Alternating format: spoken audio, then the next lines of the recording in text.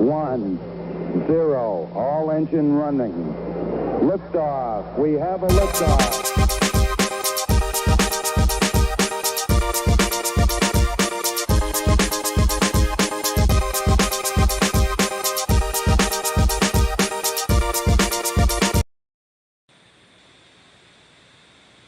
What's going on, people? What's going on? It is Wake Up 502 After Dark. This is your boy, Rashawn Myers, 96.1 FM, 1450 AM, Big X Sports Radio, streaming live across all your social media platforms. So happy to be here on this Thursday night with the man, the myth, the legend himself, Mr. Haven Harrington. Haven, how you doing, brother? Man, can't complain, brother, man. Can't complain. I heard Especially that. after last Friday. There's no complaints. None. No, this week has been beautiful since the Cardinals took care of business last Friday down there in Coral Gables, got the win over Miami. We've been able to bask in the glow of, watching everybody else play, and it's actually back haven to the whole, trying to watch the other games to figure out where Louisville fits in, who needs to win, who needs to lose. Like, this is what it's all about, man. So we're definitely, of course, we on Wake Up 502 on Saturday morning, we did kind of the immediate reaction show and kind of, um, you know, uh, that whole deal of the elate, the happiness, the jubilation of the win. It's still kind of fresh. So now we can kind of go back and analytically look at everything, talk about what this means moving forward, talk about what needs to happen from here. Of course, a lot of people are worried about the whole Brom letdown game after all that good stuff. It's All real. those types. Hey, it is real. It is a thing that has happened in the past. So, it's understandable, but they're playing BC at home. You know And what? We played Stanford last year, I mean, it's and we true, but played Pitt before that when they were the that's worst in the that's ACC. that's fair. That is absolutely fair. But Louisville's at home this time, and that's the biggest difference between then and now. But we'll get into that. We will get into that, Haven. But first of all, like I said, I know we did kind of our immediate reactions after the big win in Miami. We've listened to everybody. We've listened to the excitement, all the people talking about, um, wanting to break down the ins and the outs, and just the kind of this the pure excitement of it. But now we're past that. Louisville's sitting. Of course, they still have a loss in the conference. Of course, they're still looking up at teams like Georgia Tech, Virginia, which is odd because they already lost to an ACC team this year. But I digress. They're still looking up at SMU as well. So, um, how are you feeling about this? Where does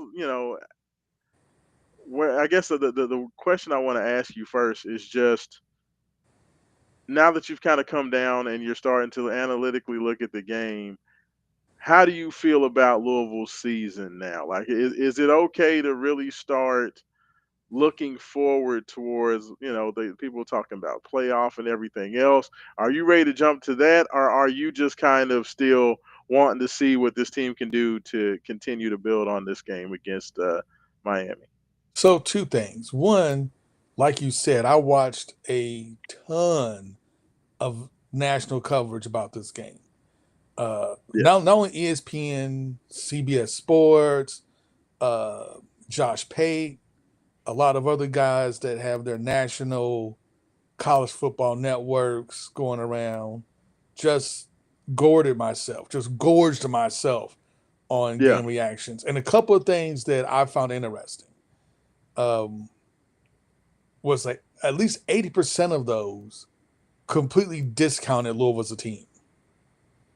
Like Mm, they almost were talking about us like we were the worst team in the Big 12, or we're just like some MAC team that got lucky to beat Miami. Like we weren't 5-1 coming, or yeah, we weren't 4-1 coming into the game with an overtime loss against Virginia. They were talking yeah, about us like like we're a surprise team. At least the guys who talk about college sports a lot. But, because we're not a blue blood or not an SEC or Big Ten, they just really don't pay attention to who we are. So even with that win, you still feel like they're not taking Louisville seriously, basically. They are not taking Louisville seriously, even with that win. And watch a lot of national shows. It's more about not what Louisville did well, but what Miami didn't do, and Yeah. are Miami frauds, rather than look what Louisville did. They played an excellent game, and I kind of understand that, because if you were to go back and watch Louisville throughout the season, this game was not an atypical game for Louisville, because we pretty much played mistake-free football, which what you Yeah. have to do if you're going to beat the number 2 team in the nation. So to answer your question, I guess a long way of answering your question is, from Yeah. here on out, I'm looking for Louisville to build upon what they did against Miami and to keep as much mistake-free football going forward as possible. Because I think as long as they play mistake-free football, there's not a team on our schedule we can't beat and or dominate. But we have to play that mistake-free football first. Yeah, well, and that's the funniest thing about this whole deal is like I really struggle to figure out just exactly how good this Louisville team is. And I say that because every other game before now, it was like tripping and falling. I mean, we've given up defensive touchdowns in almost every game that we've played this year. And it's not been clean football. And this team seems like I feel like they have the opportunity to be a really good team. Like this team has the chance to be by far Brahms' most complete team, because it feels like they finally have an offense that can make you pay, and they also have a defense that can make you pay. And that'll be the first time that they've really had both during the same season in Brahms' tenure. Year one, it was much more about the defense because you couldn't trust Jack Plummer, and he just couldn't make the plays in the passing game that you needed to be dynamic enough offensively. And then year two, you had the super dynamic offense, but the defense was terrible. So like this team has the potential to be Brahms' most complete team since he got here. But Haven, I mean, you have the Isaac Brown fumble down at the end of the game.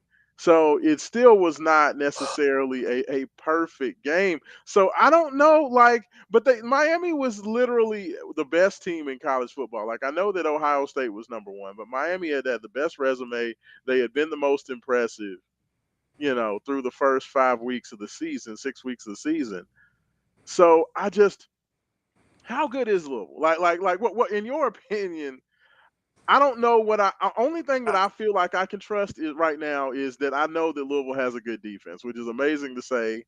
I did not think that that would be the one thing that I could hang my hat on, at the midway point of the season. But the only thing that I know for sure is that Louisville has a good defense. But that's it, because the offense has obvious flaws. Obvious flaws. And the offensive line being one of those obvious flaws. But as we've been saying all year, and we've literally been saying this all year, you need to go to the quick passing game and just stick with that. Quick passing game, and hopefully the offensive line can learn how to run block, they can open up some lanes, and you can get some things to go. And that is exactly what Louisville did against Miami. I mean, Miller Moss had the ball in his hand. I think by game's end, he was averaging like 2.5 seconds before he threw the ball. So he didn't give the Miami's defensive line a chance to rush him. Because the couple of times they tried to go deep, I mean, they got to him. They may not have sacked him, but they got to him. They rushed him out of the pocket. And we know when Miller Moss gets out the pocket, he is horribly inefficient. Yeah. If he's not in the pocket, ready to go and throw. Anytime he had to move his feet against Miami, it was something bad happened almost. Pretty much. Literally. Pretty literally, much. If he had to move 2 or 3 steps off his mark. But the offensive line opened up gaping running holes for Isaac Brown. Isaac Brown, I think it helped that he was about 85% healthy, and it showed. He may not have had the top end speed he would normally have, but he was still shifting quick enough that he can exploit the holes offensive line gave him. Uh, Getting Trevante Sylvester back offensive line helped tremendously helped. But they were getting much better run blocking, especially from the tight ends and offensive line than they had all season. Yeah. And Louisville did a great job of using Chris Bell in the drag route. They would put him close to the formation, and they would send him and the tight end out in a crossing motion. A lot of time confuse the Miami's DBs, and he would just go cross formation and be wide open right in the middle, the easiest throw you can make. And Louisville did it over and over and over again, and Miami never really adjusted to that play call. They never really adjusted to the Isaac Brown drag across the middle. And it should have been something relatively easy, as in when you see when you see Chris Bell lined up so close line of scrimmage, the linebacker is supposed to yell drag, drag, drag, because you know what's coming, and that should alert the other linebacker on the opposite side to look for the crossing route or the drag route and be there. But Miami never really adjusted to it. They never drag, so the opposite linebacker will fall back into coverage, leaving leaving Chris Bell wide open on those drag routes, and Louisville killed him. It was interesting because it seemed like throughout that game, Miami refused to believe that Louisville had the athletes that could outflank their athletes. You know what I mean? So it felt like they didn't change and they didn't adjust because it was almost like they couldn't believe that Louisville had the guys that could beat their guys one-on-one, because nobody else had done it. Notre Dame has done it before. Yeah, and like you look at, statistically speaking, Louisville's defense, like especially Louisville's defensive line, statistically speaking, is literally like right behind Miami's defensive line range. They're literally like both in the top 5. Yeah. But Miami, just for whatever reason, they just didn't think that our defensive line was that good. And to Ron English's credit, they decided we're going to stop them from running the ball, make them one-dimensional, and we're going to make Carson Beck beat us. Yeah, it was weird because it felt like pretty much the only thing they wanted to do is to just try to throw that deep ball over the top to Malachi. That was Carson Beck trying to force. It was weird. I watched a lot of videos, and I've watched a lot of coaches kind of break down the film, and what they're looking at, and a lot of those deep throws, especially all those deep interceptions, was just Carson Beck. I think 2 things. One, he was just trying to force the ball deep, trying to force a pass play, because on that one pass play, when he tried to double move with a pump fake, the wide receiver's covered. That ball should not have been thrown. Yeah, because our DB did not bite on the pump fake at all, and was right there. And Carson Beck still let it go. I think he just has too much faith in his arm strength, which is weird because he's still getting over an elbow injury. Well, that and just simply the fact that Haven, I understand that Malachi Tony is good, but you still got a tight end that's supposed to be really good. You have done triple coverage. I mean, the interception. That's what I'm saying. You have a tight end that's supposed to be pretty good. You have some other wide receivers that seem to be pretty good. The guy, number 7, I can't remember his name, but he seemed to be pretty decent as well. So it's like Carson Beck did not take, because on both of those long interceptions he threw, the checkdowns were wide open. Yeah, Daniels, you had some other guys out there that seemed like it was just a very Miami. It just felt like Miami, like the thing that we talked about was Miami going to take Louisville seriously? And I want to say that they came in ready to play, but it felt like they weren't prepared enough. Like, I don't think that they, A, were prepared well enough, and B, I don't think they really took Louisville seriously enough that Louisville was a threat to actually be able to beat them. I think that's some of it, but once Louisville took their run game and Miami was no longer balanced, and Carson Beck felt like he had to win the game, it was over, because he tried to push too much. And they tried to push too much. Because like I said, on both those long interceptions, the check down was open on Yeah. both of those. And the check down was wide open. So he could throw the check down and probably got a good 7-8 yards each time instead of throwing an interception and help move those chains forward. But he kept pushing the ball deep. And hey, our linebackers and our corners can catch because they made some hellacious interceptions. Unbelievable. Unbelievable. I mean, the defense was prepared, and like I said, it seemed like after Tony got that first big time play and Louisville adjusted, it was almost like the same thing that we saw against Pittsburgh, where Hicks was able to get behind Louisville a couple of times early in that game in the first half. And it was almost like, okay, we ain't gonna let that happen again. You know what I mean? Like, and it was like one of those things where it took Louisville a little bit longer to adjust in the Pittsburgh game, and that's why Pittsburgh was still able to find a little bit of success into the third quarter in that game. But in this Miami game, it was like after Miami had that first drive where they found Daniels for about a 15, 18-yard completion, and then they found Tony down the field for that 30 or 40-yard completion. That was pretty much it. Like Louisville kind of shut all of that deep ball stuff down after that first drive to make it 14-7. And they really did a great job with not giving that away. And Miami, just like you said, they just refused to adjust. So with all that being said, with the fact that Miami was being hard-headed, with the fact that, while I think there were some deficiencies, that's not to take away at all from what Louisville did.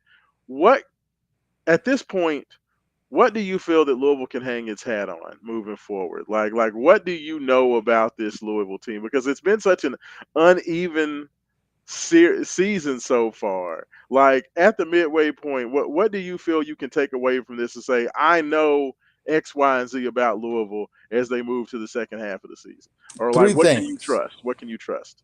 3 things I can trust. I can trust the defense. Okay. I can trust Chris Bell. Okay. I like it. I can trust our kicking game for the most part. Okay. Yeah. That's fair. I like that. I mean, our punt is trash. Punter is awful. Yeah, our punter is horrible. Punting is that's. Yeah. I wonder if our kicker knows how to punt, because it seems like we have 2 really strong leg kickers. I don't know. I know it's a different motion, but those guys seem like they have strong enough legs. Can we I don't know, just like isn't there like a rule where you can like punt off of a catcher if you want to? Like I don't know, but I was probably look into it. Because our man's bust like 57-yard field goals left and right, but our punters lucky to get like 35 yards a punt. Yeah. Like, can we just do a holder and kick the ball down the field? Like, but those are 3 things we can trust. I believe those are 3 things we can trust, and those are 3 things that's been consistent all year long. Yeah, I like it. Yeah, and I think the same. I think that. I'm not going to say I can trust Miller Moss yet, because Miller is still he scares me. Like, I trust that if Miller can get the ball clean out of his hands within 2.5 seconds, something good is going to happen. I can feel like I trust, because every time he's done that this year, going all the way back to JMU, and, the one time that they actually let him go back and throw the quick slant to Chris Bell, went for a touchdown. But, when they've set, and that was that was the key. One of the keys to the game, Haven, coming into the Miami game, was set Miller Moss in the offensive lineup for success. Don't put them in positions where they are going to struggle. They're going to struggle with deep, 5 to 7 step drops. They were going to struggle if you had to hold on to the ball, and you had to drill it into Miller Moss's head. Hey, if you need to take a sack, take the sack. And if you can't find anybody within that first 3 seconds, throw the damn football away. Yeah. And like, that was the biggest thing, was trust the defense. Trust that you can lean on this defense and you don't have to go out there and score every time. This is not a year and a season in which it's going to be, the last team with the ball is going to win it. Like, this is a team that you can trust that the defense, even against the best of teams, can go out there and get stops and force punts. And I think I totally agree that the biggest thing that I feel that without a doubt, after what they did going on the road to Miami, Louisville has one of the best 10 defenses in the nation. They do. And they have when Brom is dialed in, he's dialed in. I mean, seeing played three quarterbacks. You even had Colin Lacey taking direct snaps. So Yeah. keep Miami off guard because Miami came back to the huddle. They were like, "We've never seen this before. What's going on? Who's this? Who's this black dude at quarterback? We never seen this dude before. What does he do?" They kept him off guard. The whole like the first two drives are scripted. Really had Miami completely off guard and off kilter, not knowing what they're doing. And then getting Isaac Brown back healthy enough to where he's almost like the old Isaac Brown, where he's cutting and you know making guys miss and things of that nature.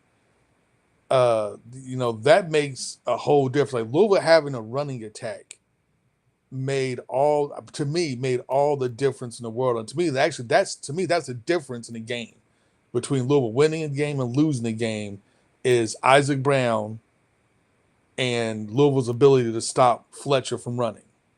Yeah.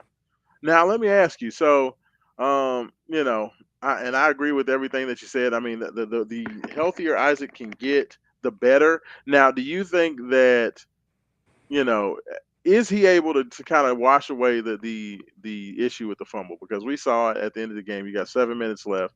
Isaac, like I said, it was just a great play by the Miami defender. He put the helmet right on the ball, popped it out of there. Isaac was not holding the ball with two hands. He did not do a good job of wrapping it up, which made that fumble possible. But he did not get back into that game. They did put Keywan Brown in there for that last drive. Louisville was able to get a first down out of that drive, but of course they did end up ultimately having to punt it back before they got the last defensive stop. As far as Isaac's mentality, like, do you think this is something that is going to haunt him? Because, I mean, he had a bad fumble against Miami last year. He's had some big fumbles in some big games. He had a fumble, I believe, against Notre Dame last year He as did. well. That was He super had a costly. fumble against Notre Dame last year, which was costly. The fumble against Miami last year resulted in the easy touchdown. Fumble against Virginia, which resulted in the easy touchdown, and the fumble against Miami, which resulted in easy touchdown. So he has fumbled it's like in big games. Doesn't fumble like in small games, Yeah, yeah. but he Except for fumbles Clemson. I but he mean, except fumbles in Clemson, big he did a great games. job. Yeah, Yeah. So no, but I think it was good that Brom took him out and sat him down. And you could tell on the bench he was down with his head down, because that completely changed the entire momentum of the game. Completely changed the entire momentum of the game. yeah, Because Miami up until that point was dead. They were DOA. They had pretty much given up. We had taken their soul, and that just gave them new life. But that's something he's going to have to, learn. He's going to have to work on, hold on to the ball because as great as a runner as you are, if NFL teams think that you are prone to fumbling, almost no matter how good you are, you still get cut. You know what I'm saying? yeah, Because you can't keep turning the ball over. yeah. You can't fumble like that. Like that's one thing you cannot fumble. The two things that you have to do if you want to be an every down back or a feature back in the NFL, the two things that you can't do, A, is fumble, and B, you have to be able to pass protect. And Isaac has struggled with both of those. I mean, yes, he is a true sophomore, so he definitely still has time to work on that. But it's definitely a glaring issue because, I mean, it has been costly. And on the biggest stages where he has shined and done some amazing things and the talent jumps off the page, he's got to get better with that. I mean, I don't think you harp on it with him. I'm glad that the defense was able to hold it down for him and Louisville was able to come away with that victory. Like it would have been devastating, Haven, if Miami goes down there after that fumble, and Louisville punts it back to Miami. If Miami punches that in for a touchdown and wins that game at the buzzer, or if Louisville takes it to overtime, but ultimately Miami comes out on top, I don't know what would have been said about Isaac Brown at this point. So I mean, it's awesome that that didn't happen. I'm glad that we can move forward. If you're Coach Brom, are you like, or Coach Barkley, the running backs coach, are you like, you know, making him walk around the school like the program with the football in his hands all the time. That's You know, like exactly what I was thinking about. That's exactly what I was saying about. It's like the program. Hey, you just got to hold on, especially the last 7 minutes of the game. You got to know that they're coming for the ball. They're coming to strip you. They're coming to put their helmet on the ball. To do everything they can to get the ball out because they need that turnover. yeah, I mean, So Louisville literally could have just kneeled the ball 3 times and punted it away, and the game is over. yeah, Like, because with that time he fumbled, it was like three guys. It was like three Miami players on him. It was obviously the Miami sniffed the play out. It was busted. Just go down or put two hands on the ball and and go down or what have you. yeah. But Now, the one thing that with the issues with Isaac, there becomes a big question. We did not see Duke Watson in this game. We know that Duke has been banged up along with Isaac. Both of those guys were dealing with ankle issues. Duke has only played in 4 games, Haven, and we have not seen him. I have not seen the injury report for today as of yet. Um, at least I have not paid any attention to it. But like, are you with for if you're only playing 4 games, you still have the opportunity to redshirt. or Are you transfer. Yeah, that's what I'm saying. You can redshirt that and redshirt and then enter the transfer portal. Are you worried about that? Like, what? How are you feeling about that whole side of it? That's the business of college football. Like if he's injured again, we don't see him against Boston College. I'm going to assume he may be entering the transfer portal at that point, which I understand. It's a stacked running back room. He may not have gotten the carries he wanted to get, but some of that was due to injury. He just wasn't available to get the carries. But Louisville has like another 4-star running back coming in next year. Yeah, And you still have Kewan Brown, who's more than a serviceable back, and you still have Isaac Brown. and yes, So the injury report as of today, Duke Watson is still listed as out. So does not show him as available to play. So he will not play this coming weekend. Jamaris Wilder, the freshman running back, the 4-star running back, he's still listed as out as well. Currently questionable Chris Hughes, Wesley Bailey, and then a few of the a backup linebacker and a couple of backup linemen. And then Micah Carter, the male product, is listed as probable. So, yeah. But I mean, I think the big news there, well, Wesley Bailey being questionable, that's, he's been questionable, I think, the last 3 weeks, and he's played every game. So, not really worried about Wesley Bailey. But yeah, definitely with Duke being out, listed as out again, I agree with you. That smells like I'm out. either he's out or he wants to preserve his red shirt and do a la what Colin Lacey did last year, and maybe I just run it back next year. You know, I mean, he's I only think had like 8 carries. I don't even know how many carries total he has on the year, but not many. I think at this point, if I was Duke, I would probably transfer. To be honest with you, your stake is still high. They probably make more money on the open market. I would take the money and run. Yeah, I mean, there's yeah, a stack. I mean, you already got a stack running back room. We got 4-star Wilder on the bench. They recruited another top 4-star guy coming in. You never know what Isaac may do. Kewan is still there because he's just a sophomore. He's just a true sophomore himself. yeah. So I may go maybe where the pastures are greener, where I can either make more money or B I get more playing time, or C I can get both. And I would not be mad at the young man to do it because that's I wouldn't the either. business of college sports.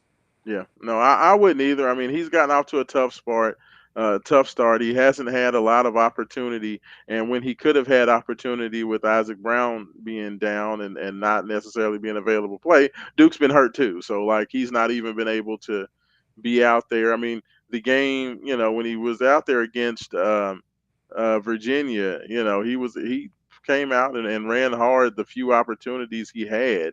But it's a tough situation for him. I agree with you. Like at this point, with you only having limited carries, and the fact that you've only played in the 4 games, I am just gonna go ahead and say I don't expect to see Duke Watson back this year. I'm just gonna I'm gonna go ahead and just say that because you've had 3 weeks to get over this ankle, and if you're out now for the second game in a row after a bye week, yeah, I don't think you're coming back. Yeah.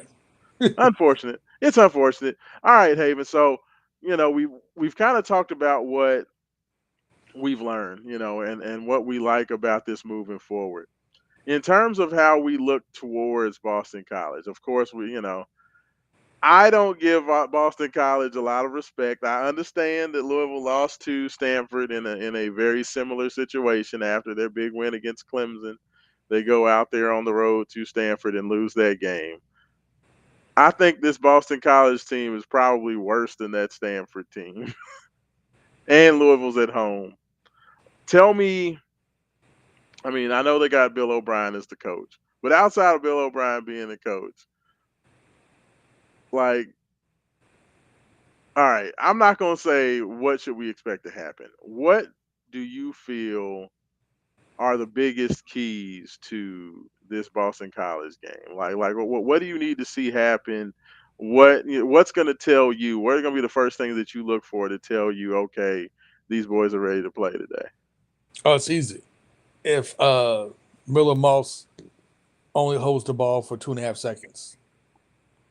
You don't want If, to if, see if the team get back into let's go down the field and throw the deep ball. nope, if Miller Moss is holding the ball for 2.5, maybe 3 seconds at the most, we're good to go. And I feel good about this team. I feel great about the game because as we said before, Brom always has a letdown game, and he's almost always loses to the worst team on the schedule. Yeah, But it's usually the worst team on the schedule on the road. Right now, Boston College is the worst team on the schedule, but they're at home. yeah. So he there may be a pass with that losing to the worst team on the schedule on the road thing. So we'll have to see. But like I said, to me, the big thing is if Miller Moss holds the ball 3 seconds and less, Yeah. I feel really good about this game. Would you like to see more of the Deuce Adams package? I would. I would like to see him keep Deuce Adams in there and kind of let Deuce Adams get some more clock. I actually would like to see him throw the ball. Yeah. Because like if he's in there and does the wildcat all the time, that's great. The guys will suck up. The linebackers, the safeties and stuff will suck up because they think he's just going to run the ball and he won't be a threat to throw. But if he could just rip it once or twice, that'll keep everybody honest, and that will keep. That means he comes in there for that wild. That he's not a wildcat because he's the quarterback, but he comes there for the obvious quarterback sneak or run I play. mean, they ran some Wildcat-esque plays with him. Like they hiked the ball to him and then used the running back as the lead blocker. So might as Yeah, well have been Wildcat. yeah, might as well. But if they keep doing that, but let them throw like once or twice, like just to keep the defense honest and to give those defense coordinators something to pay attention to.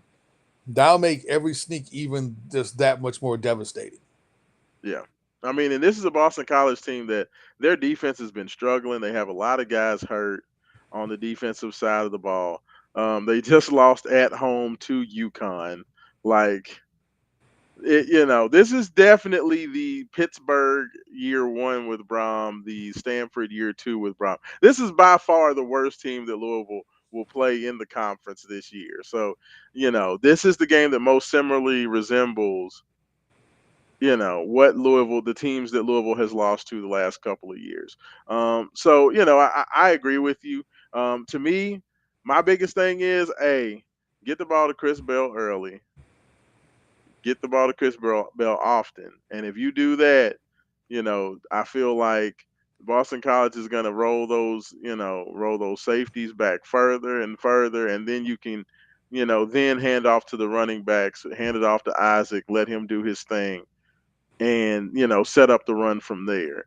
But I need to see Bill O'Brien team, they want to be able to keep the score low. They want to be able to lean on their running game. They want to possess the clock. They want to shorten the game as much as possible. So if Louisville can get out there and get an early 2 touchdown lead, get up 14-0, get up 14-7, something like that early. This is not a team that's going to come back. They just don't. They just don't. I mean, honestly, they just don't have the manpower. This is a game where, once again, the mistakes are what's going to kill you. So, I'm going to say once again, I want to see if there's nothing there, Miller Moss throw the ball away. If he's in trouble, take the sack. Don't try to be a hero.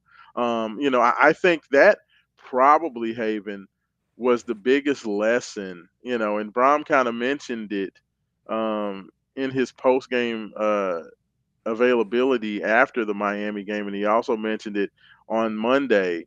Is that from Miller, he's always been in a situation where the quarterback has had to win the game, and he's always had that kind of mindset that he has to go out there and make a play. This may be the first time in his life where he doesn't have to go out there and quote unquote win the game.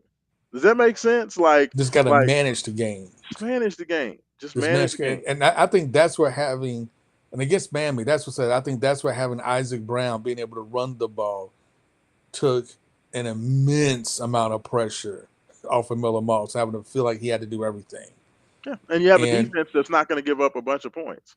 yeah, and like I said, against Boston College, it's just as simple, man. Just keep the quick passing attack. Don't turn the ball over, or if you do turn the ball over, keep it less than 2 turnovers a game. They should be fine.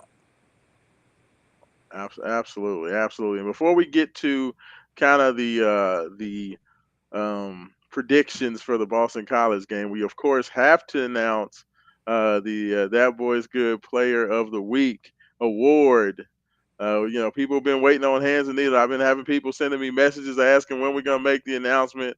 They've started to get used to being able to hear this, so they're very excited. Haven, you want to announce this week's winner of the award? Yep, I think as you can see the logo on the top of the screen there, That Boy's Good goes to none other than Louisville's defensive coordinator, Ron English, for putting together a tremendous game plan that may have laid the groundwork for everybody, how everybody's going to attack Miami from here on out, based on what Ron English did on Friday night. It was a tremendous game plan, executed by the defense flawlessly. Give it up to my man Ron English, who everybody wanted to fire last year, but everybody's happy he came back. I know it says player of the week, but you know what? That man has absolutely earned that because he was a player and a gentleman on the sidelines doing his thing. Ron English, man, like you have completely flipped the script. I give it up to you because everybody on that defense was locked in. Even though, Clev Lubin and the guys did not end up with the sack, they constantly made um, uh, uh, um, Carson Beck, Carson Beck. I almost said Brock Berlin. Wow, that's a we going way back. I know. They constantly made Carson Beck uncomfortable. Constantly kept the pressure on him. Your guys were locked in on the game plan. They did not allow that superstar offensive line of Miami's to do anything in the run game. They held the Canes to only 2.5 yards per carry, Haven Arrington. Like, absolutely shut down the running game. Miami has been able to dominate every team that they've played this year because they've been able to control the ball, control the running game, make the teams fill the box, and then that's when they're able to find Tony down the field to make those big plays. But Louisville was having none of it. It just impressive at all 3 levels, and I think that me, you, and Roman really just felt that the best way to honor this team was just the full defensive award. And Ron English is the architect of it. He had 2 weeks to get ready for this game, and he put together just a masterful game plan. So congratulations, Ron English. You are That Boy's Good. The Wake Up 502 That Boy's Good Player of the Week. Congratulations. I love it. I love it. The man. Yes. So next up, just in terms of score predictions. All right. First of all, to remind everybody, let everybody know, Haven, we'll be out there at the Sigma tailgate. So let everybody know. We'll be out to the Phi Beta Sigma tailgate. It is their actually it's the Louisville chapter, tall chapter, Louisville chapter Phi Beta Sigma 100th year anniversary this year. Wow. So yes, we've been on the yard for 100 years at the University of Louisville. So that is mighty, mighty impressive from the mighty men of Phi Beta Sigma. We're going to be at their tailgate It's going to be right there where the Alro Steel is that field. We're going to be right there tailgating. Come on by. It's going to be awesome. And my man is bringing back his fried ribs. So I can't wait for them fried ribs, brother. So come on out. We will absolutely be there. We are excited to be there. We were out there at the Sigma tailgate last year, and it was fire. I'm over there talking on I'm on the stream talking, and everybody else is eating food around me and carrying around all this stuff. So we're gonna get out there early. We're gonna get this get this broadcast going. But I'm shutting that thing down, Haven, so I can get me some food before we go into this game. So what time are we broadcasting live on Saturday? So the game kicks at 7:30 p.m. On this one is this one on the CW or ACC network, Haven Harris? CW. CW. So this one's on the CW, kicks at 7:30. Our broadcast coverage of the pregame at the Sigma tailgate will start for the Wake Up 502 pregame edition. That will be at 5 p.m. We will go from 5 until around 6, maybe a little bit later. But that'll give plenty of time to be able to laugh and talk to all the dignitaries. We wanted to make sure to get it in while it was still light out, because of course it is starting to get dark late earlier. So we wanted to be able to get out there, have it. So come on out there to the Sigma tailgate. We'll love to have you guys out there. Of course, you'll get more information on it on Wake Up 502 as well on on Saturday morning, starting at 9 a.m. on 96.1 FM, 1450 AM. So we will have more about that, but cannot wait to see you guys out there. 5 p.m. start for the show. We'll probably get out there probably around 4 o'clock. So feel free to come by, say hello. Might have a plate for you if you decided to come on through. There's always plenty of food and fun and fellowship. So we'd love to see you guys out there. So super excited about that.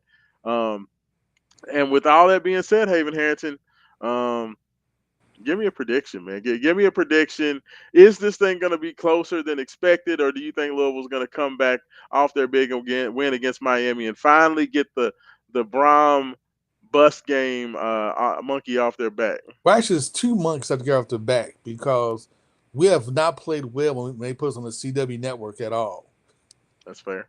I think we lost to Pitt, and in basketball, we lost the game. Should have won. I'll be on the CW network. So the CW has not been kind to us, but I still think we get the win. I want to say we should blow them out like 42-14 or something like that, but I'm not sure if I can trust offense to do that, honestly. So I'm going to say maybe like a 35-14. 35-14. You know what? I'm calling for a shutout, Haven Harrington. What? I am going to say final score 42-0. Oh, wow. I'm calling for a shutout. I'm calling for complimentary football. I feel like Louisville learned their lesson. I feel that Miller Moss understands now what his job is as the Louisville quarterback. I think he's going to keep the ball out of harm's way. And I do. I don't think that this Boston College offense can move the ball. And if Louisville just continues to, when it's there, take your advantages and take your opportunities offensively to go down there and score. But when it's not there, don't worry about it. Punt the ball down, make Boston College go a long field. I think that the defense will be opportunistic. I think they'll be able to get to the quarterback. I think we'll see some sacks. We may see some sack fumbles. We may even see a defensive score. But yeah, 42-0. I'm calling for a shutout, man. It's time. The defense needs to put down, because they should have gotten a couple of shutouts earlier in the season if, we didn't have those bad, ridiculous turnovers, even against EKU. Yeah, we threw the pick six. Yeah, through the pick six and had to watch that mess out there. So no, I'm calling for it. I'm calling for a shutout, y'all. So, All right, so that's pretty bold. That's pretty bold. Yeah. We haven't seen a shutout yet this year. It's been I don't think we've had a shutout since. Did we have a shutout in Brom's first year? I don't know. I don't know when the last shutout. Too bad we don't have Kelly Dickey on the hotline, but I'm calling my shot. So we'll see how that works out. But it's not. I never want to disrespect an opponent, and I know that coming off what happened last year. But you know what, Haven? When you have a really good defense, it's really hard to have that letdown game. And I know that Louisville doesn't have Jack Plummer, and they don't have to worry about rain in the forecast on Saturday.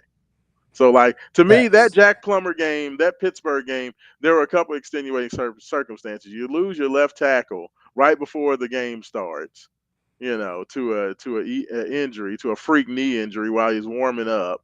You have a rain game where it's a torrential downpour, and Jeff Brom wanted to throw the ball 50 times in the rain with Jack Plummer. Like, it was just Craziness. it was ridiculous. And it was earlier in the season. I think that Louisville was still trying to figure out who they were offensively in that game. I feel like Louisville has a good handle on who they are, what they want to be. And I think even guys like Jaleel Skinner, I think will be bigger in this game than he was in the Miami game. I think that this is another game where I think Colin Lacey is going to be a big guy. I think that Trayshawn Hurry is starting to show some signs. He had some nice big catches against Miami. I think he's a guy that I think will step up and do some things. I think this is going to be a game about the other guys. Like, I think Chris Bell's going to get his, but I could definitely see Hurry. Colin Lacey he doesn't have a receiving touchdown yet this year. So we're going to see Colin Lacey do some things. We're going to see him get into the end zone. I think we're going to see a pretty dominant performance from Louisville on Saturday. I hope so. I hope so. Now, speaking of dominant performances, what do you think about Jeff Brom being mentioned as a leading candidate for your Penn State Nittany Lions and possibly The Florida Gators. your Florida Gators? I mean, there's been a whole lot of politicking about trying to get Jeff Brom up out of Louisville, hasn't there? Like the last 4 days. We've heard, everybody tell us why Jeff Brom should just leave Louisville and why, he should come join either the SEC or the Big Ten family again. Like, it's been interesting to hear about. I'm not worried about it, like, at all. You know what? This is the first time in a long time that I have like zero worries. Yeah. About Jeff Brom leaving, because here's my thing. Even if he does leave, and let's say some miraculous way Penn State manages to woo Jeff Brom away, right? Yeah. Even if that happens, Roman Kelly.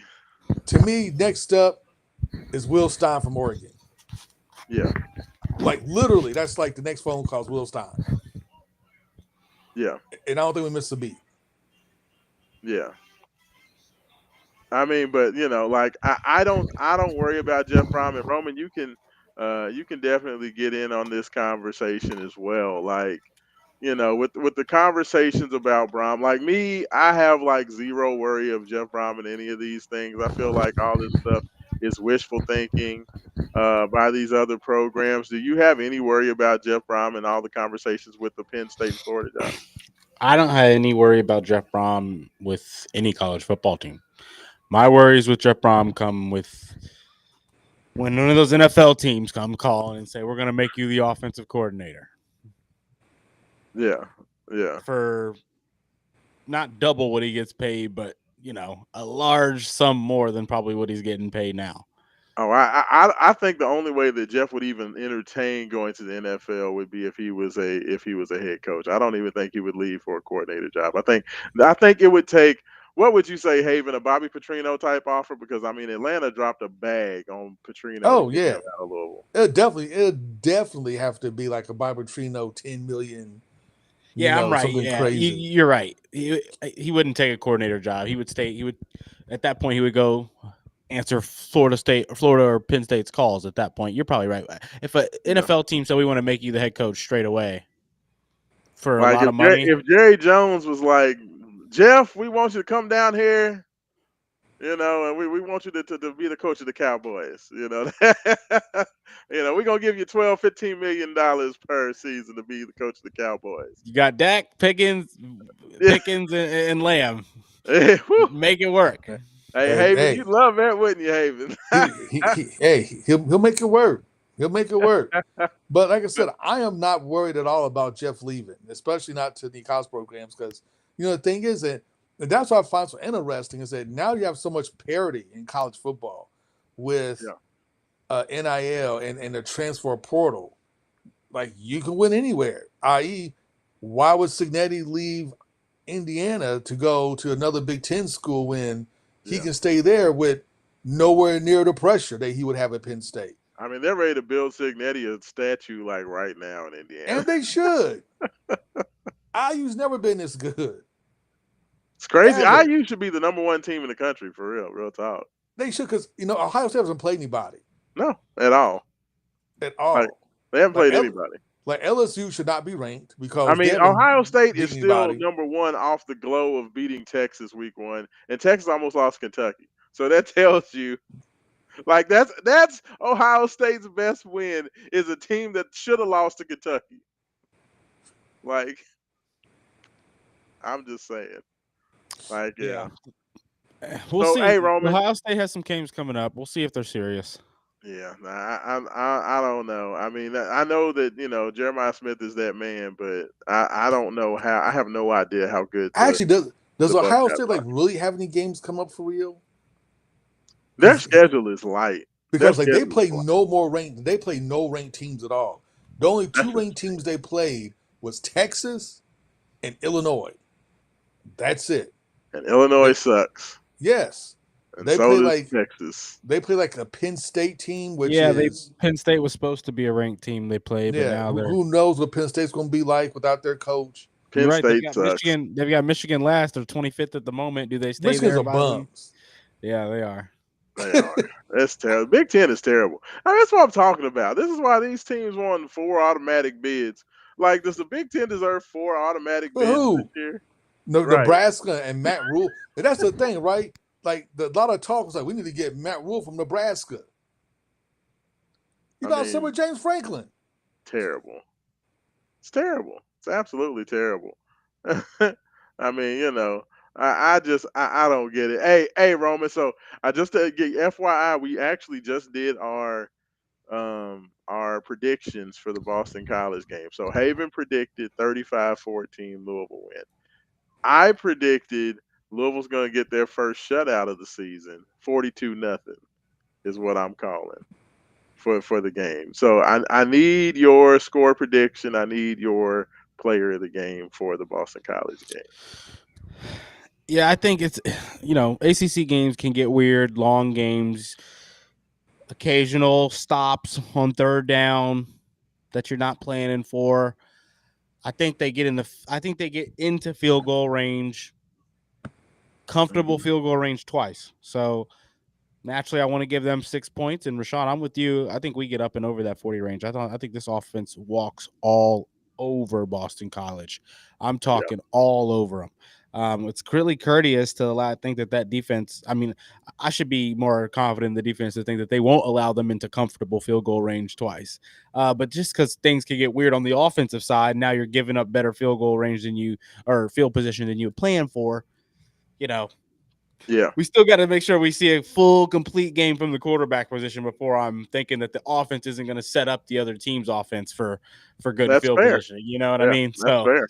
I got to give them a couple field goals. So I'll go 6. Okay. I'll go 41-6. 41-6. Okay, I like it. Beat down, still a beat down. I will take that. That will definitely get the Brom Blunder game curse off of Louisville's back. If you go out there, you handle business after your big win, and you can show that you can handle success. And I think that's been the most interesting thing is that.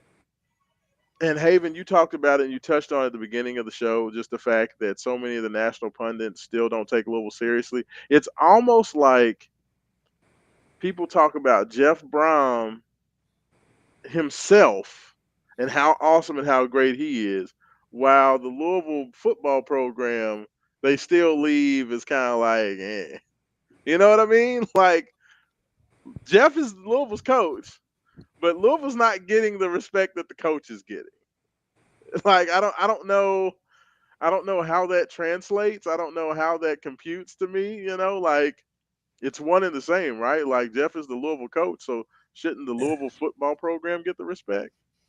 No, No. I mean, 'cause Yes. they should, but they're not. That's because people are viewing Jeff Brom as doing. Look at the great job he's doing with this collection of bums, without realizing. Yeah. No, I'm serious, right? Yeah, Without you're right. realizing how much talent is really on this team, and I don't think people realize how much talent Louisville really has on this team, and some of that's because offensively, because people think of Jeff as being an offensive mastermind. Yeah. We really haven't blown anybody out. Like, yeah, EKU doesn't count. But like we really haven't like just laid the woodshed to teams where we just dominate offensively from start to finish. Yeah. And we look like we're just unstoppable on offense. So we haven't had that game yet. So I think until we have that game yet, or maybe like two of those games, people still be on the fence. It's like, oh, look, it's Lamar Jackson, those other guys, like we Yeah. had to, endure in 2016. It's Lamar Jackson, those other guys, like he didn't have other talent on the team. Like it was just him. Yeah. That's true. No, that's a good point. Did you all see where Chris Bell showed up on a top 10 Heisman list Yes, at number Really? 9?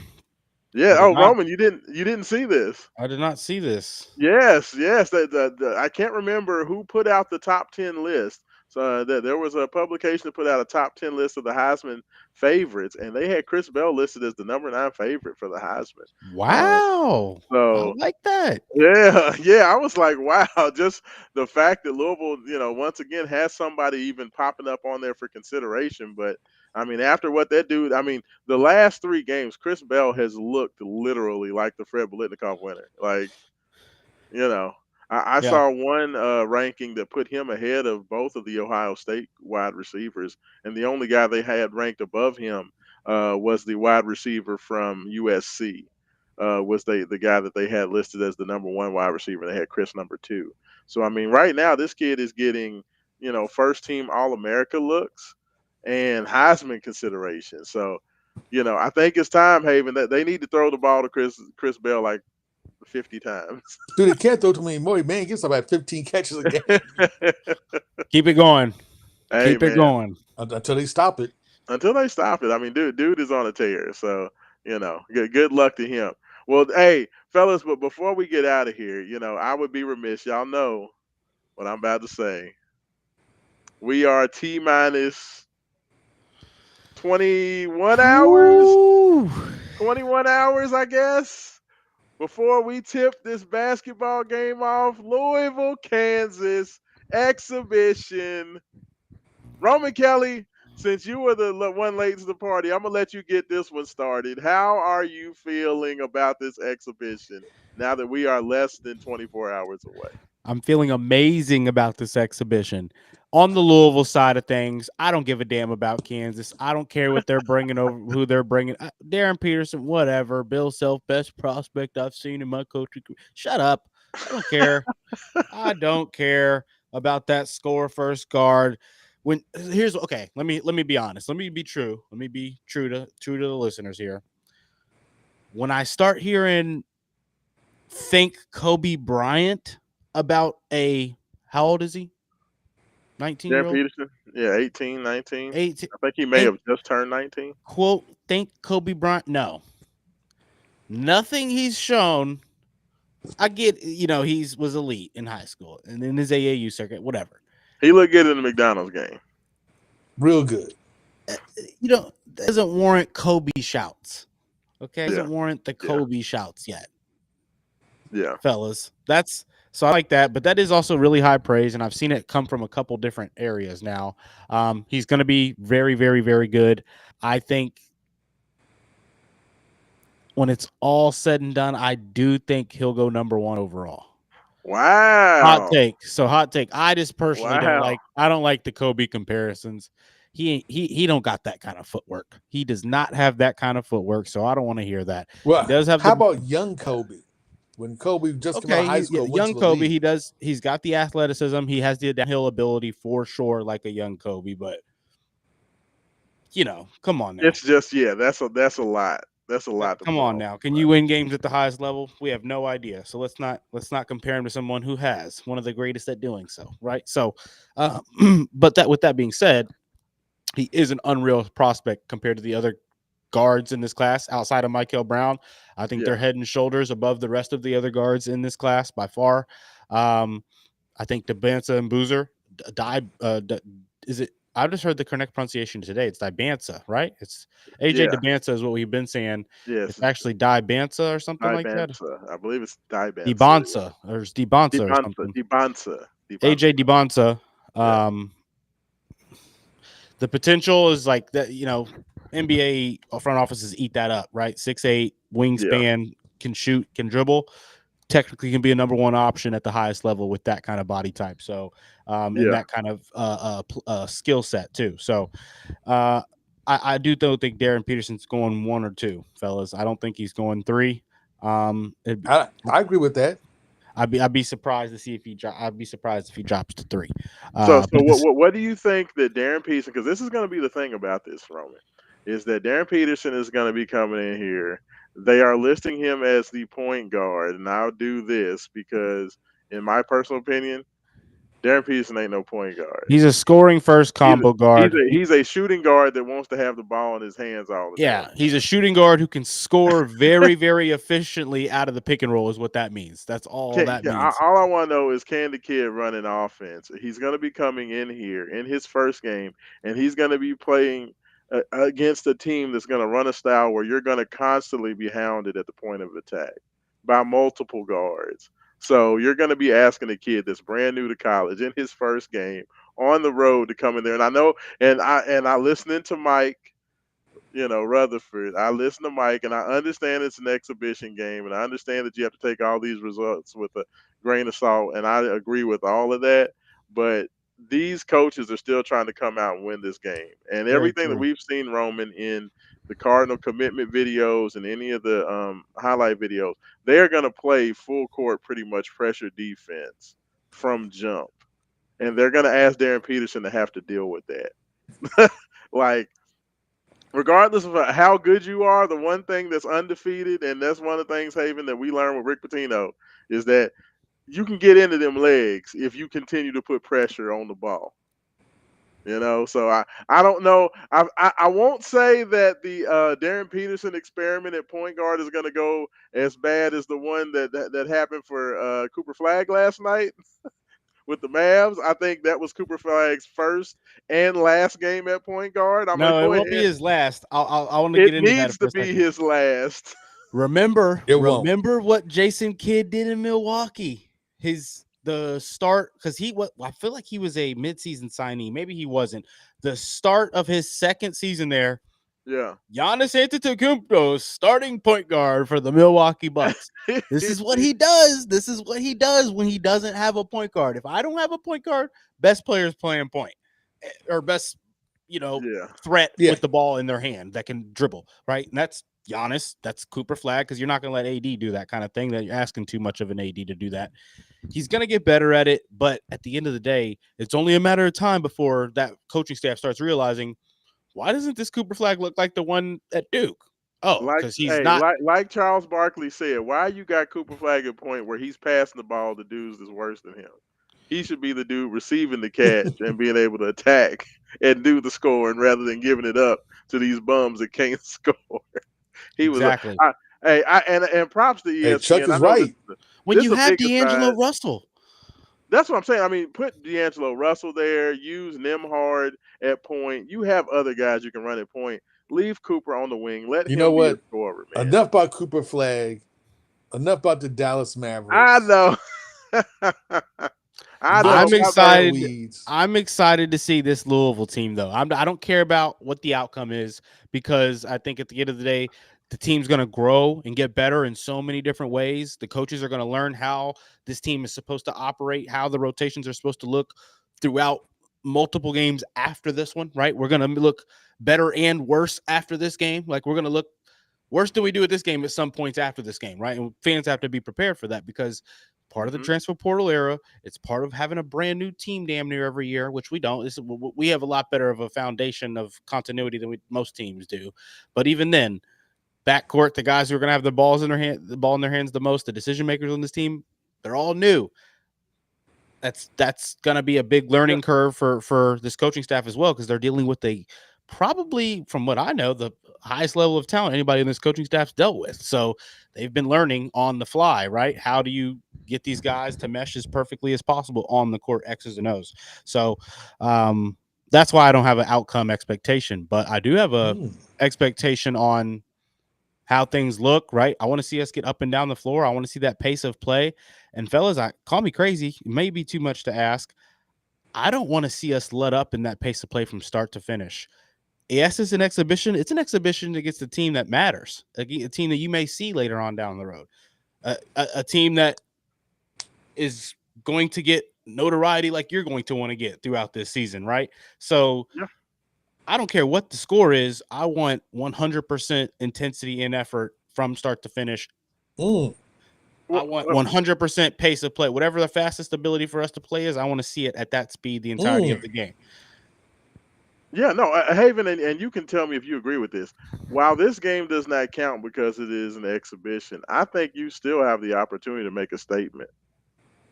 Of course. You see what's getting talked about with all these different exhibition games. Everyone's saying, it's exhibition games, but we're all talking about them still. Look what this team just did. Because it's real. This team just did. Look what this team just did. Right? We don't. You know what? We don't want to be set up to be like, maybe Louisville isn't going to be as good as people think. We don't want that.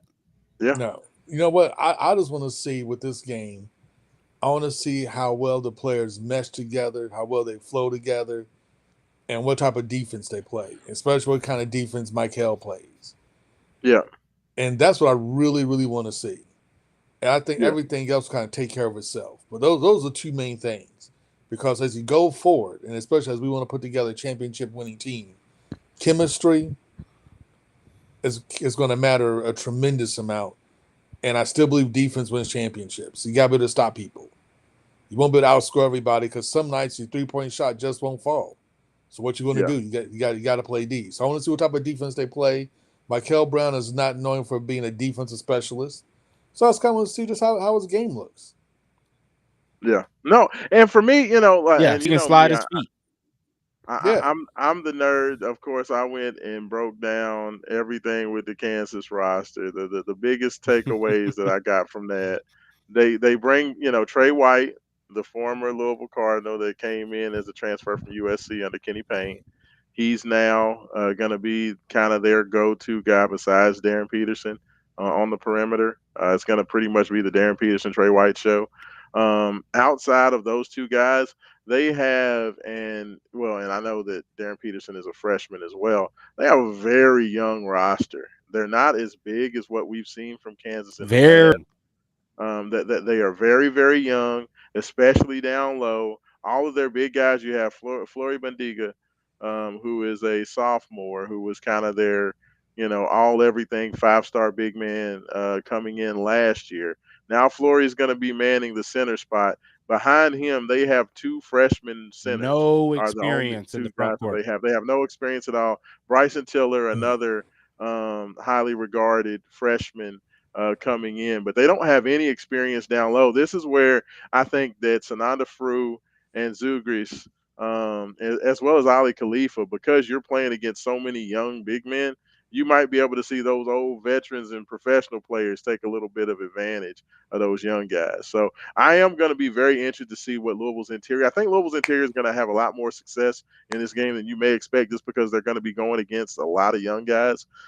Same thing on the perimeter. I think that you could see Conwell, you could see McNeely, you could see maybe a Kobe Rogers take advantage of some of these young guys out there, just with some veteran movement and just old man strength type plays, things like that.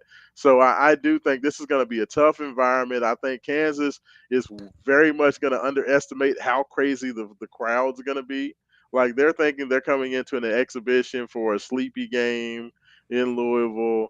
It's not a big deal. Surely Bill Self's smarter than that, right? There's going to be 20,000 screaming people in the Yum Center tomorrow night. Like, this is a Final Four game. Like, I don't think Bill Self knows because Bill Self has never been here. The last time a coach brought a Kansas team He's to smart Louisville, though. I want to say Roy Williams was the coach. Either Roy Williams had just gotten the job. I think that Larry Brown was gone. Yeah, I I want to say wasn't it was alive the Roy. last time we played him. Yes, 93 was the last time Kansas came to Louisville.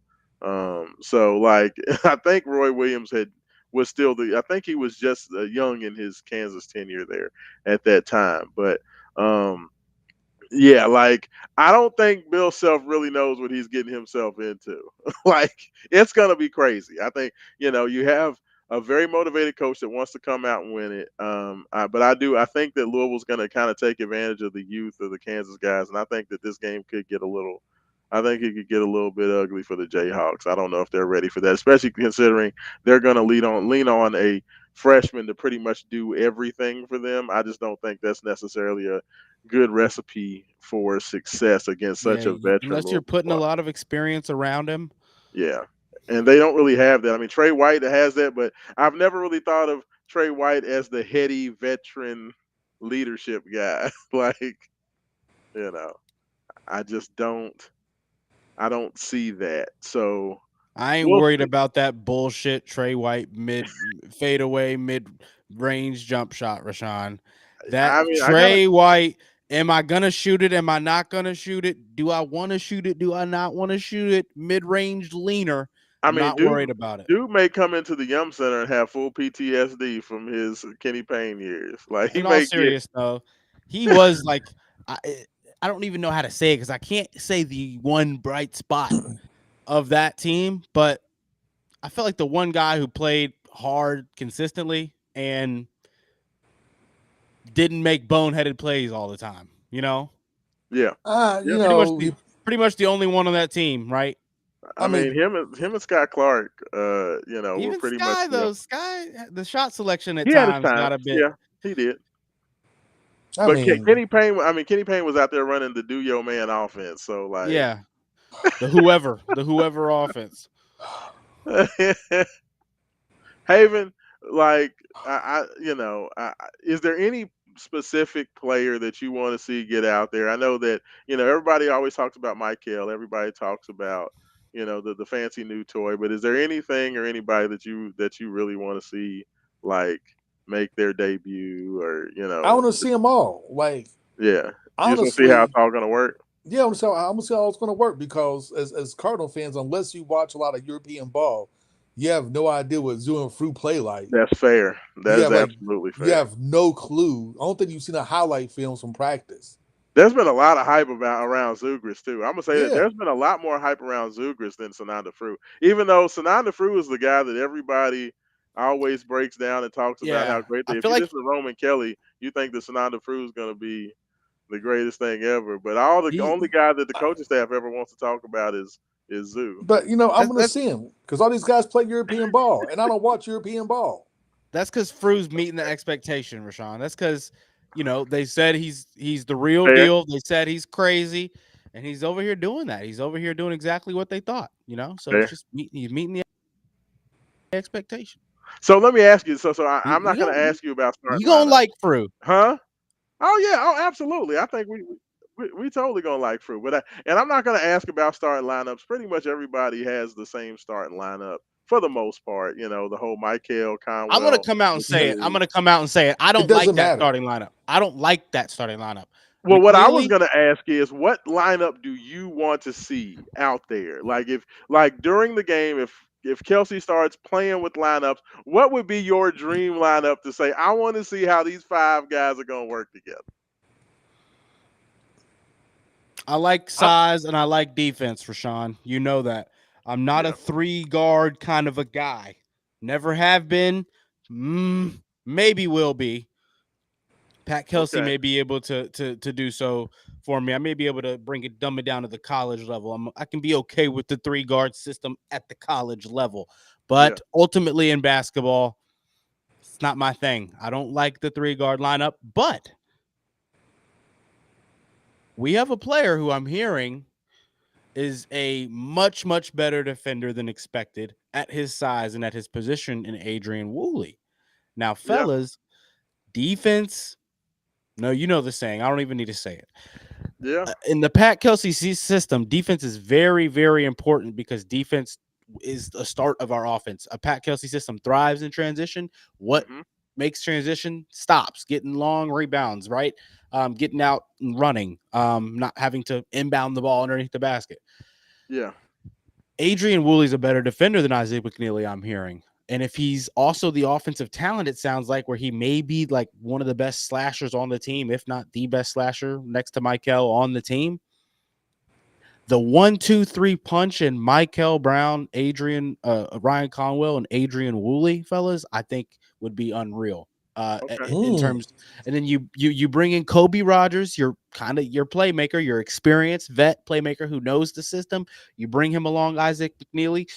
You say, fellas, we're going to give you all defense for your 2-guard lineup, and you go Javon Hadley, Kanai Roos, and Zugris, maybe to give Sonandafru a little bit of rest. You bring in an Ali Khalifa. You bring in one of the guards back in. You kind of let a little bit of an offensive thing go. I want to see all of that. But I think ultimately, though, fellas, like I want to see a lot of Adrian Woolley minutes because, I mean, the biggest question mark is Sonandafru. What does he look like? Can Yeah. if the Kennesaw State kid looks like he might be one of the 3rd best player on the team, now we're getting scary because the expectation was if Woolley can come in and be the 5th best player on this team, now we're talking like this can be a crazy team. That was where kind of the expectation is. So I'm really excited for that. Another thing though, I like size. Yeah. I want the Michael Brown, Adrian Woolley, Javon Hadley, Yeah. and double big. Or Okay. Kanai Roos and a big. Okay. Yeah. I want to see that lineup out there. Maybe not as a starting lineup, but I want to see that lineup out there. 2 I would. guards, Javon Hadley, and 2 bigs, or Kanai, because hypothetically, in that size versatility, Case and Pryor at full health is who you want out there in a lineup where you've got 2 guards, because that's giving you that 3rd ball handler in him, right? If Yeah. Kanai Roos can't really be that, now it maybe gets a little bit clanky with Isaac McNeely and Kobe Rogers. But Isaac McNeely was a primary ball handler in Virginia. He can conduct offense as well. So I would like to see some 2-guard lineups with some size out there.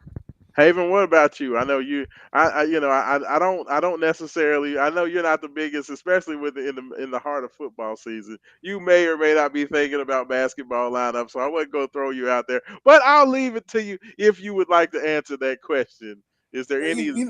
To me, it doesn't matter. Yeah. I said this before. It doesn't matter who starts Yeah. with the Pat Doesn't. Kelsey system because the guy's gonna be there for 3-4 minutes anyway. Yeah. Yeah. And it's gonna be somebody new. So it won't matter. And I think with this being a true exhibition game, I honestly believe, yes, he's going to play to win, but he's also going to play to see who works well under pressure with these guys. Because, like, you see these guys in practice. He's practiced with them, but you never see him in live fire. So you really don't know how these guys are going to react. You know the guys who are returning, you know how they're going to react. But you have no idea how these new guys are going to react. Because you see them on film, you see them in Europe, you see them in, wherever other schools they played in, but you haven't seen them yet underneath live action. So I think Kelsey, especially his first game, even throughout the season, really, I think he's going to mix it up quite a bit, and you're going to see all sorts of different cats out there and all sorts of different groupings. I don't think there will be like a standard starting lineup. Yeah. And if as long as they stay healthy, I don't think you would ever see a standard starting lineup with this team on the podcast. So honestly, I think it may change depending on who they play and what the other team presents. Is who you're going to get. Oh, that's fair. No, that's absolutely fair.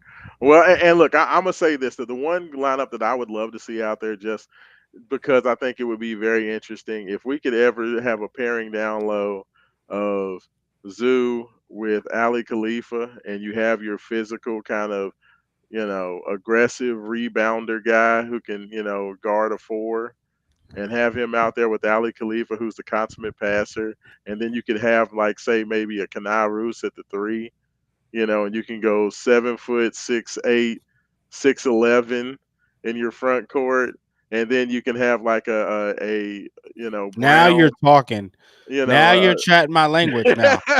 Michael Brown and Adrian Woolley out top. Like, that would be such a fun group to have out there together. You know, That's why like, I want Case and Pryor back. I want yeah, because then you can bring out like absolutely. I think the tandem of Case and Pryor fully healthy and Ali Khalifa could be very scary because they can interchange.